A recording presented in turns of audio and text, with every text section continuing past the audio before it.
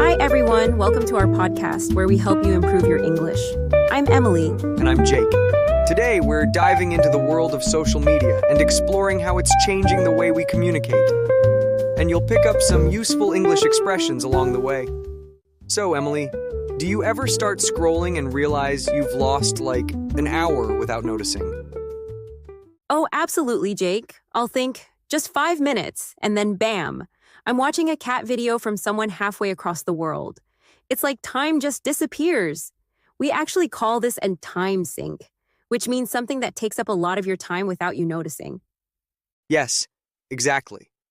Social media is a major time sink for many of us. And it's designed that way. It keeps you hooked with all these notifications and updates.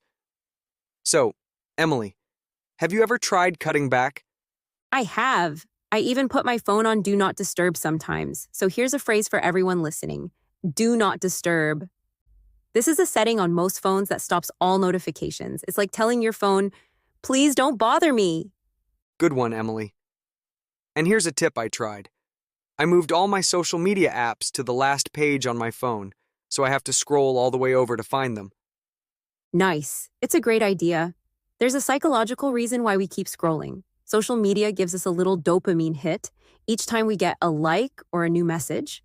Dopamine is the brain's feel-good chemical, and it's what makes things enjoyable. Yes, and here's a useful phrase to describe this. Instant gratification. Uh-huh. This means getting something we want right away. Social media is all about instant gratification, seeing posts, likes, and comments instantly. But sometimes instant gratification can make us feel less satisfied in the long run. Absolutely, and I think we all feel that sometimes.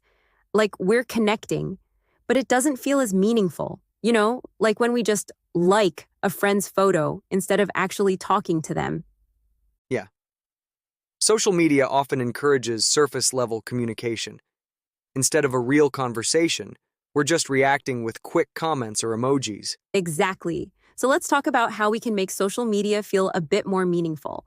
One tip I love is setting a social media intention.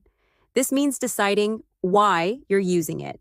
For example, are you just scrolling or are you hoping to connect with someone? Love that. Setting an intention gives us a reason for what we're doing. And here's a good phrase for our listeners. To be intentional.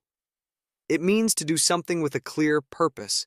So, instead of scrolling mindlessly, we're being intentional and connecting with meaning. Being intentional can make social media feel more fulfilling.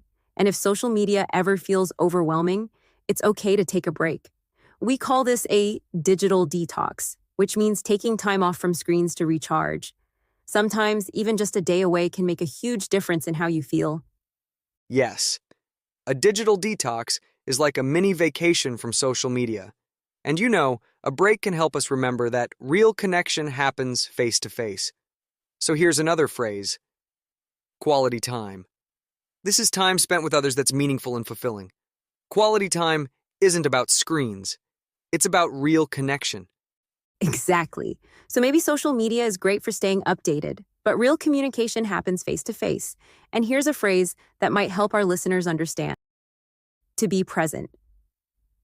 It means to focus on the current moment and the people you're with instead of distractions like phones. So for everyone listening, think about this. How does social media make you feel?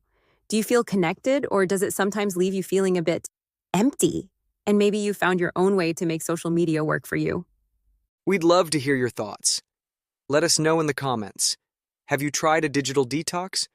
Or do you have any tips for using social media in a way that feels positive?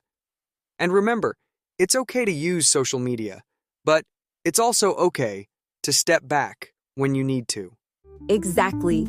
Thanks for tuning in, everyone. Keep practicing these expressions and remember to connect with people in ways that make you feel good. See you next time.